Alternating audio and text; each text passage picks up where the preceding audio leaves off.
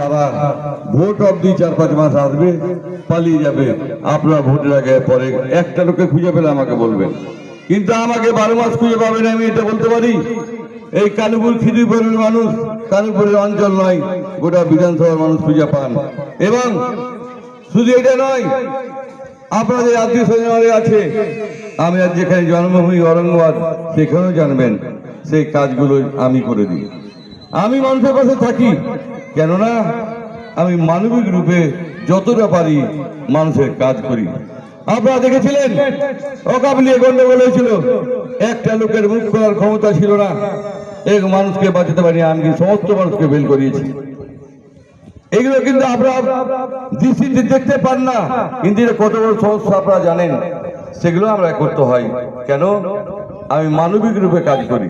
আপনাকে বলেছি কি চা পাওয়ার নেই, আমার একটাই চা পাও, আপনারা ভালো থাকবেন, আমাকে দোয়া দিবেন, এটি আমার চা পাওয়া। আপনারা দেখেছেন যে আমি 4.5 বছর হাঁটতে পারিনি, এখনো পুরো নেগড়ে হাঁটতে হয়, হাঁটতে পারছি আপনাদের দোয়ার জন্যই।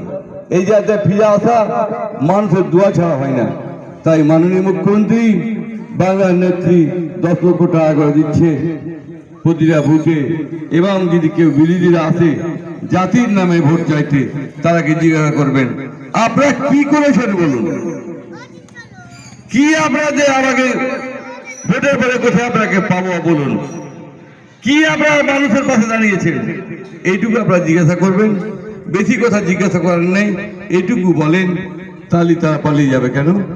তারা ভোটে একটা আসে জামা কাপড় পরে, এখন সিপিএম, কংগ্রেস, বিজেপি যারা আরো আমাদের মুসলিম দল করে তা আসবে, ওইটুকু অবধি আসবে, কিন্তু আপনার কোনো কাজে লাগবে না। একটা ভোট দিলে একটাই বেকার হয়ে যাবে, আপনাদের কোনো মানুষের কাজে আসবে না। তাই মানুষের জন্য কাজ হয়, একতা বড় জিনিস, আমরা একতা থাকবো, এই লক্ষ্য রেখে আমাকে চলতে হবে। আমাদের প্রতিটা মানুষকে ভালো থাকতে হবে। তাই সকলকে বলবো আপনারা দোয়া আশীর্বাদ করবেন যে ভালো থাকতে পারি।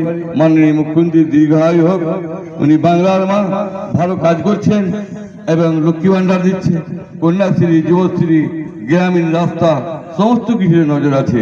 আমি ঠিক তত্ত্বাবধান করি। তাই আমরা সকলেই একসাথে হয়ে ওপেনিং করব। সকলেই থাকে, সকলকে সালাম জানাই, নমস্কার জানাই এবং আমার ভালোবাসা জানাই। ভুল ত্রুটি হলে আমাকে বলবেন, আর কেউ করলে আমাকে জানাবেন। মানুষ আমার কাছে সব আগে। আল্লাহ বলেছে মানুষের আমাকে দান করো, নিজে দান নেই, যে হবে তাকে করো। আপনারা জানেন এলাকার মানুষকে ঘুরে